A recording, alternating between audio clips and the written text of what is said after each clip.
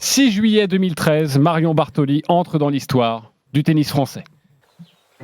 Si le mois de juillet à Londres n'est pas toujours l'assurance d'un temps radieux, en ce samedi 6 juillet 2013, le All England Lawn Tennis Club brille de mille feux. Les oiseaux chantent, le gazon est bien vert, les chapeaux des ladies rivalisent d'ingéniosité et les tenues des deux championnes qui s'engagent dans le couloir des Center Courts sont, comme le veut la tradition, d'un blanc immaculé. Sabine Lisicki et Marion Bartoli, son adversaire pour cette finale du tournoi féminin, se connaissent bien. 2 ans plus tôt, sur ce même court, la jeune Allemande avait mis fin au rêve de la Française en quart de finale. Une bien mauvaise habitude, au moment où elle entre sur le court, Marion n'a encore jamais trouvé la clé pour battre l'Allemande en 3 confrontations. Et ce tournoi de Wimbledon, Marion en rêve toutes les nuits ou presque. Depuis les années 90, les années Sampras, l'idole de Marion, vainqueur du tournoi à 7 reprises et dont elle possède une relique, un maillot de l'Américain qui trône fièrement dans sa chambre d'ado dans son petit village de Haute-Loire. Voilà mon petit jardin secret, ma chambre. Je commence par le plus important pour moi, le t-shirt de Pete que j'ai pas lavé, que j'ai mis 6 mois à obtenir. Et c'est en regardant son idole triompher sur le gazon londonien que la passion du tennis est apparue à Marion, qui décide alors de s'inscrire dans le club de Retournac, dont les cours jouxtent le cabinet de son père, le médecin du village. Marion n'est pas bien grande ni très puissante, mais elle compense son manque de muscles par une technique particulière. Robert Chambefort, le fondateur du tennis club de Retournac. Comme elle n'était pas assez puissante par rapport aux autres élèves, elle tenait sa raquette à 2 mains. Toute petite, ce qui n'était pas chose courante à l'époque. Et donc je pense qu'elle a conservé cette façon de jouer, qui lui a réussi. Une technique mise au point par son entraîneur de père, Walter, qui décide de quitter sa carrière de médecin pour se consacrer entièrement à l'entraînement de sa fille alors qu'il sait à peine taper dans une balle. L'amélioration de son niveau de jeu et également de ses capacités physiques qui sont importantes, dont elle a besoin, nécessite un matériel qui lui est propre et donc des séances qui lui sont individualisées. Mon père n'est absolument pas sportif, son sport favori c'est les échecs. Il n'aime pas faire d'activité physique lui-même, mais en revanche, son cerveau, il adore le faire fonctionner. Et effectivement, pour moi, c'était vraiment un soutien en permanence, parce que finalement, il ne me culpabilisait jamais de mes défaites. Et au contraire, il me disait qu'il avait systématiquement une solution pour me faire gagner. Et en plus, ça marchait. Et ça marche si bien que la jeune Marion ne tarde pas à remporter ses premiers tournois chez les jeunes. En 2001, à 16 ans, elle remporte l'US Open Junior et se lance chez les pros. Les débuts seront compliqués, mais Bartoli, à force d'entraînement, chaque jour plus intense, s'accroche, passe du 100e au 17e rang mondial, intègre l'équipe de France de Fed Cup et remporte ce premier tournoi. Mais Marion n'est pas encore une star, non. À l'époque, toute la lumière rayonne sur Amélie Mauresmo, numéro 1 mondial et vainqueur de Wimbledon en 2006. Pourtant, l'année d'après, la petite Marion va se révéler au grand public sur les cours de Roland-Garros. La surprise est de taille, le bonheur immense. Cet après-midi à Roland-Garros, Marion Bartoli n'était pas franchement donnée favorite face à la Russe Elena Dementieva. Alors la Française s'est accrochée à sa raquette, elle s'est battue sur tous les points. Après un peu plus d'1 heure de match, Marion Bartoli s'impose en 2-7, la voilà en 8e de finale pour la première fois de sa carrière. Je n'étais pas impressionnée ni par son niveau de jeu ni par elle. Je savais qu'elle avait des faiblesses, j'ai su les exploiter et donc voilà, j'espère au prochain tour faire la même chose. Malheureusement, en 8e de finale, elle subit la loi de la numéro 3 mondiale, Jankovic, la Serbe, qu'elle retrouve quelques semaines plus tard à Wimbledon, où là, la donne va changer. Et c'est fait! La première balle de match est la bonne! En 5 actes, Marion Bartoli vient de créer un exploit avec un E majuscule sur ce court numéro 1. Elle élimine l'une des grandes favorites, Jelena Jankovic, 3e joueuse mondiale. Marion Bartoli mérite bien l'ovation de ce court numéro 1. Et la belle aventure se poursuit pour Marion qui, après avoir battu Krajicek en quart de finale, se retrouve devant une mission impossible, celle de battre Justine Henin, la numéro 1 mondiale. Oui, mais l'Auvergnate à la tête dure, Marion va alors se sublimer et faire mordre le gazon à la championne belge.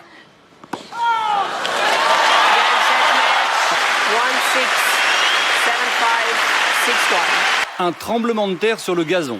Marion Bartoli vient d'éliminer la numéro 1 mondiale. À 22 ans, la Française prive Justine Henin d'une nouvelle finale à Wimbledon. Bartoli, déjà meilleure Française à Roland-Garros, disputera demain sa première finale en Grand Chelem contre Venus Williams, 1 an après la victoire d'Amélie Mauresmo. Une aventure qui s'achève le surlendemain sur le Center Court où Marion subit la loi de la reine du gazon, l'américaine Venus Williams qui remporte là son 4e British Open.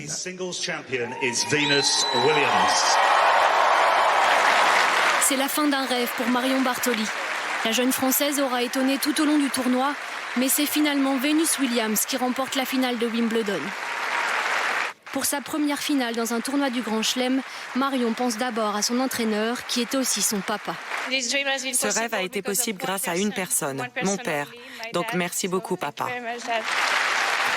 Un papa tellement indispensable qu'elle souhaite même l'avoir à ses côtés en équipe de France. Une demande que la Fédération française de tennis va repousser. Qu'à cela ne tienne, la Fed Cup se fera désormais sans Marion qui rejette la sélection. Le début d'un long feuilleton et d'un début de désamour entre le clan Bartoli et la France. Car si Marion est entrée dans le cœur des Anglais, chez nous, elle n'est pas encore une star. Son manque de réussite à Roland-Garros explique en partie ce désintérêt qui va soudainement disparaître en 2011 lorsque la Française se décide enfin à briller sur la terre parisienne. Côté sourire maintenant, c'est celui de Marion Bartoli qui a illuminé l'après-midi. Marion Bartoli qualifiée pour les demi-finales. C'est la première fois qu'une Française accède à ce stade du tournoi depuis Mary Pierce. Et elle est avec nous en direct. Alors vous dites, ça y est, j'ai fait ce qu'il fallait, j'ai réussi ma saison, demi-finaliste à Roland-Garros. Non. Vous pensez à la victoire finale ? Je pense déjà à gagner ma demi-finale. Vous savez, j'ai déjà atteint la finale d'un tournoi du Grand Chelem à Wimbledon. Ici, c'est chez moi, c'est à Roland-Garros. J'ai tout le public pour moi en ce moment. Donc, j'ai qu'un seul objectif, c'est soulever le trophée samedi après-midi. Et je serais vraiment déçue si je n'y arrivais pas. Oui, mais une fois de plus, la marche est trop haute pour Marion, sèchement battue par l'Italienne Schiavone. La finale se dérobe sous ses pieds. Non, trop fort. C'est trop fort du côté de Francesca Schiavone. 6-3. La belle aventure de Marion Bartoli va s'arrêter là. Pour l'instant, c'est surtout la déception parce que j'avais vraiment envie de gagner ce match. Mais elle a tout simplement été plus forte que moi aujourd'hui et je pensais vraiment me servir pour l'avenir et pour encore progresser, revenir encore plus forte l'année prochaine. Mais si la Coupe Suzanne Lenglen se refuse et se refusera toujours à Marion, un autre trophée encore plus prestigieux lui tend les bras. Ce samedi 6 juillet 2013, le Center Court est prêt à s'enflammer pour sa petite fiancée française. Un tournoi que Marion a dominé de la tête et de la raquette, ne concédant pas le moindre set à ses adversaires pour se hisser jusqu'en finale. Lisicki, qui n'a encore jamais perdu contre Marion, ne va y voir que du blanc. A fourth chance for Marion Bartoli to become Wimbledon champion. Game for the match, Miss Bartoli. Marion Bartoli and the Queen of Wimbledon. And who would have believed it? Marion Bartoli, Wimbledon Marion Bartoli, championne de Wimbledon. Ça sonne bien, non ?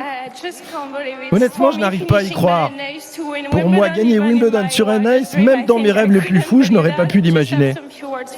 Juste quelques mots pour mon clan qui est juste derrière et pour le premier d'entre eux. Mon papa. Sa présence ici aujourd'hui signifie tellement pour moi. Quand j'ai commencé mon parcours sur le court 14, je pense que si vous m'aviez dit que je serais ici aujourd'hui en finale, je ne l'aurais pas cru. Et j'espère que je serai encore là l'an prochain. Marion entre dans la légende et réalise son vœu le plus cher. L'avenir semble alors radieux pour la jeune femme. Un avenir qui va pourtant soudainement tourner vinaigre. 6 semaines après son exploit londonien, Marion fait une annonce surprenante.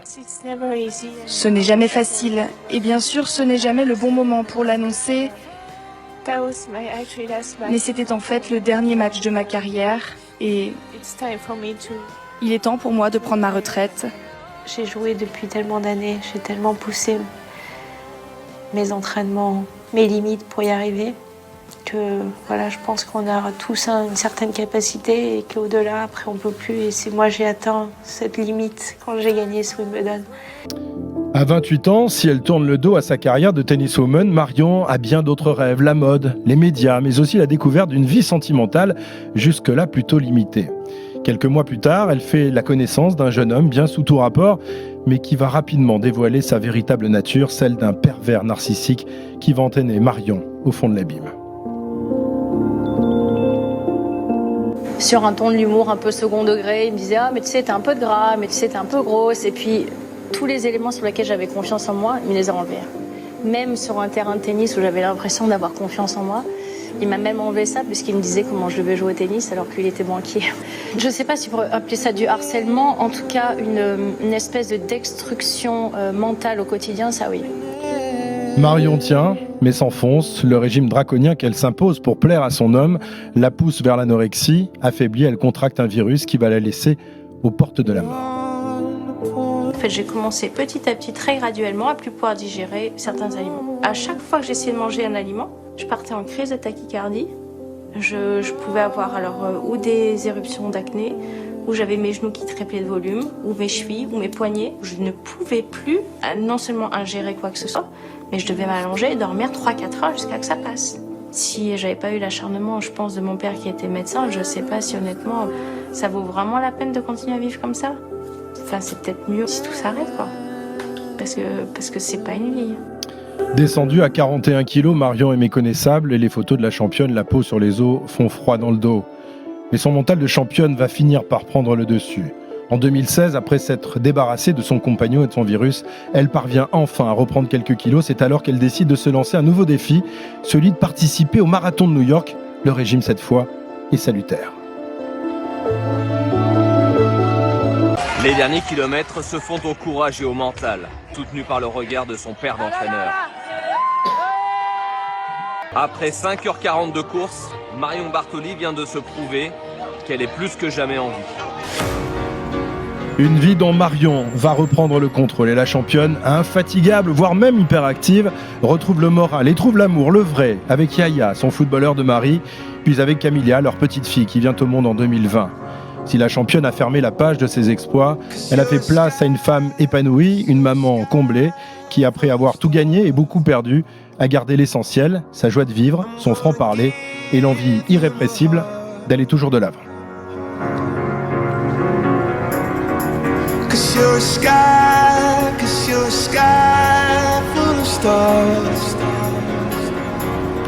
L'anniversaire de Marion Bartoli, le C'était mieux avant, préparé par Christophe Cessieux. Forcément Marion, je viens te voir. Ton sentiment après avoir écouté cette séquence? Je suis forcément émue. Je vais te laisser reprendre tes esprits dans quelques instants. Simon Dutin, tu connaissais la vie de Marion, évidemment tu connais la vie de toutes nos GG. Évidemment, et je me souviens devant ma télé, effectivement, de la finale de Wimbledon, effectivement. C'est... si je peux me permettre, et j'espère que Marion le prendra pas mal, peut-être des trois Françaises qui ont remporté un grand chelem dans l'Air Open, celle qu'on attendait le moins voir soulever un trophée majeur, parce que Marion, elle s'est battue pendant très longtemps sur le circuit avec des armes qui n'étaient pas. Elle était fan de Pete Sampras. Je fais pas injure à Marion pour dire qu'elle n'avait pas, peut-être pas à la base, le talent naturel d'un Pete Sampras. Mais quand tu bats Justine Hénin sur la route d'un grand chelem, tu bats Serena aussi, Serena Williams. C'est un exemple de volonté, de détermination et qui, je pense, est à ce titre plus inspirant que celui des victoires, par exemple, d'Amélie Mauresmo qu'on avait annoncé depuis le début de sa carrière. Et effectivement, aucun amateur de tennis n'oubliera jamais la victoire de Marion, ainsi que sa carrière et ces espèces de coups, de rage, de conviction à deux mains. Effectivement, son premier entraîneur le rappelait et qui illustrait une rage de vaincre hors du commun. Marion, ça va? Tout va bien? Ouais, c'est ton anniversaire. Une Je vais petite pas te faire réaction pleurer, Marion, de ta part. Non, mais c'est des pleurs d'émotion. Franchement, encore une fois, Christophe, un immense merci pour cette séquence. Les sons que tu as ressortis, déjà, c'est beaucoup de travail, parce que c'était pas évident à trouver. Et tu m'as vraiment touché, donc un grand merci pour ça. Mais oui, bien sûr, tu l'as très bien raconté. Ça a été fait de haut et de bas. Ça a été fait de surtout beaucoup de volonté, de vouloir s'accrocher indéfiniment à quelque chose qui, pour moi, devait être mon destin, finalement, et devait être ce que je devais aller chercher quoi qu'il arrive, et finalement j'ai jamais lâché cet objectif de vue. Et je crois que quand aujourd'hui on parle justement d'entraîneurs, de vals-entraîneurs, etc., le plus important dans le sport, c'est de croire en sa destinée, en sa foi inébranlable d'y arriver. Et c'est toujours à cette espèce d'état d'esprit que je me suis raccrochée, et quelles que soient les doses de travail que j'ai dû m'infliger pour y arriver, j'ai jamais lâché cet objectif de vue. Donc je crois que c'est surtout l'accomplissement de la volonté de réussir quoi qu'il arrive. Et si je peux essayer d'inspirer quelques jeunes à essayer de faire pareil aujourd'hui, ça sera ça sera déjà beaucoup pour moi. Et bien sûr, dans ma reconversion, c'est une vie totalement différente aujourd'hui, mais j'essaie d'être guidée quand même toujours par cette volonté de bien faire, cette volonté de s'appliquer, de travailler correctement et de m'amuser aussi avec vous. Voilà. Moi, je trouve que le plus gros combat que tu as mené, que tu as gagné, il y a cette finale à Wimbledon, mais c'est l'après, surtout la dernière partie, évidemment, lorsque tu es vraiment très malade et que tu réussis à reprendre le contrôle de ta vie, alors que tu étais quand même au plus mal à ce moment-là. Et là, pour ça, rien que pour ça, chapeau. Chapeau Marion. Chapeau Marion. Santé Marion. et Marion, maintenant, fait les beaux jours des grandes gueules du sport et aussi de ton émission Bartoli Time, à retrouver tous les dimanches soirs à 19h. On sera ensemble, Marion, ce soir, à partir de 19h, le jour de ton anniversaire. On te fait beaucoup bosser, c'est normal.